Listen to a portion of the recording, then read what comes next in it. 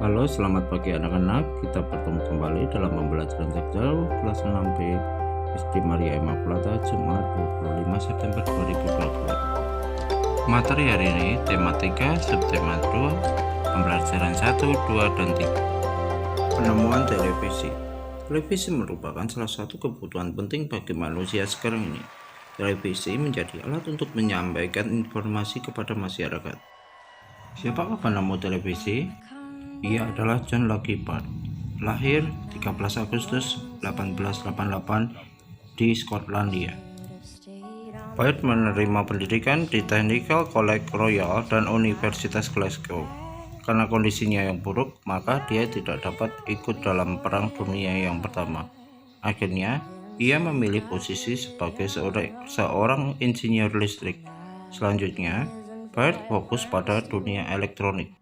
Guglielmo Marconi adalah seorang penemu radio.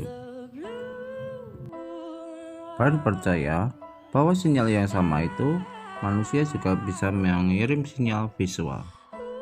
Ia pun memulai impiannya dengan membuat sebuah desain.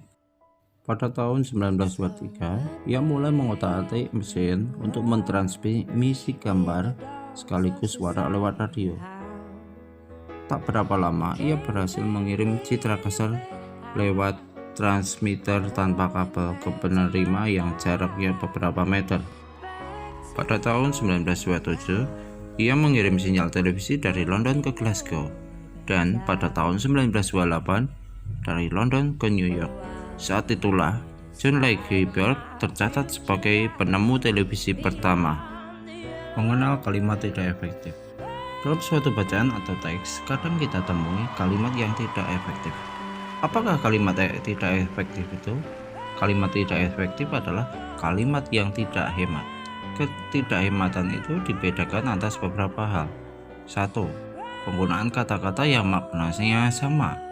2. Penggunaan kata bentukan beserta maknanya. 3. Penggunaan dua konjungsi yang semakna.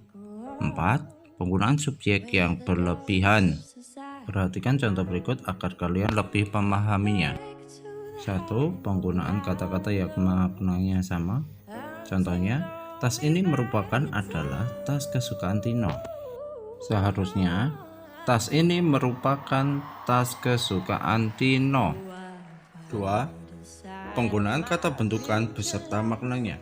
Contoh, pertemuan itu dihadiri para pejabat-pejabat.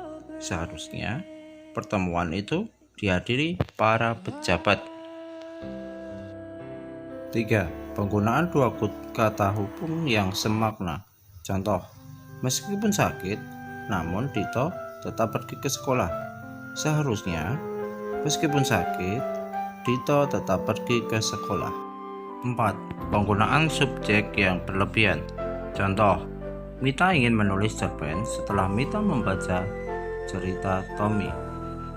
Kalimat di atas seharusnya Mita menulis cerita setelah membaca cerita Tommy. Perkembangan jam. Jam merupakan benda yang memberitahukan keadaan waktu kepada kita. Oleh karena itu, jam melekat dengan kehidupan kita sehari-hari. Bagaimana perkembangan jam dari masa ke masa? 1. Jam matahari atau jam sundial digunakan sekitar 3.500 tahun sebelum Masehi. Jam ini menunjukkan waktu berdasarkan letak matahari. Akan tetapi, pada malam hari, mendung atau hujan, jam tersebut tidak akan berfungsi. 2. Jam pasir. Jam pasir terbuat dari kaca berbentuk tabung yang menyempit pada bagian tengahnya, serta diisi pasir halus di dalamnya. Menurut para ahli, jam pasir ini diciptakan di Alexandria pada pertengahan abad ke-3. 3. Jam air. Al-Jazari menciptakan jam yang berbeda dari sebelumnya. Jam ini menggunakan alat mekanik. Jam ini dinamakan jam air karena menggunakan daya air untuk menggerakkan mekaniknya. 4. Jam analog. Perkembangan selanjutnya adalah ditemukannya jam analog. Jam analog memiliki prinsip kerja yang hampir sama dengan jam air, tapi ukurannya lebih kecil. Memiliki jarum di tengahnya dan berputar terus-menerus dan menunjukkan waktu. 5. Jam digital. Jam terus berevolusi dari masa ke masa mencari bentuk yang lebih baik. Jam digital pertama kali diproduksi di perusahaan The Hamilton Watch Co. of Lancaster di Pennsylvania tahun 1950. Mencari informasi tentang penemuan lampu lalu lintas. Orang yang pertama kali menemukan lampu lalu lintas adalah Gareth Augustus Morgan. Morgan menciptakan lampu lalu lintas berbentuk huruf T yang terdiri atas 3 lampu, yaitu sinyal stop merah, go hijau, dan stop kuning. Kuning inilah yang memberikan interval waktu. Kemudian tahun 1923, Gareth mematenkan alat sinyal lampu lalu lintas. Perkembangan lampu lalu lintas. 10 Desember 1868 dipasang di gedung parlemen oleh J.P. Knight. Lampu menyerupai jam berbentuk seperti semafor. Lampu menggunakan tenaga gas, namun tiba-tiba meledak dan melukai seorang polisi sehingga tidak dilanjutkan. Pada awal 1912, lampu lalu lintas modern ditemukan di Amerika Serikat oleh seorang polisi. Tanggal 5 Agustus 1914, American Traffic Signal Company memasang sistem lampu sinyal di 2 sudut di Jalan Ohio. Tahun 1917, lampu lalu lintas pertama dijalankan saling berhubungan satu dengan yang lain. Awal 1920, lampu lalu lintas dengan 3 warna, merah, kuning, dan hijau, dibuat oleh seorang petugas polisi William Potts di Detroit, Michigan. 1922 diperkenalkan lampu lalu lintas pertama secara otomatis di Texas. Tahun 1923, Gareth Augustus Morgan mematenkan alat sinyal lampu lalu lintas. Demikian pembelajaran hari ini ya anak-anak. Semoga pembelajaran ini bermanfaat dan tetap semangat bagi kalian. Salam sehat.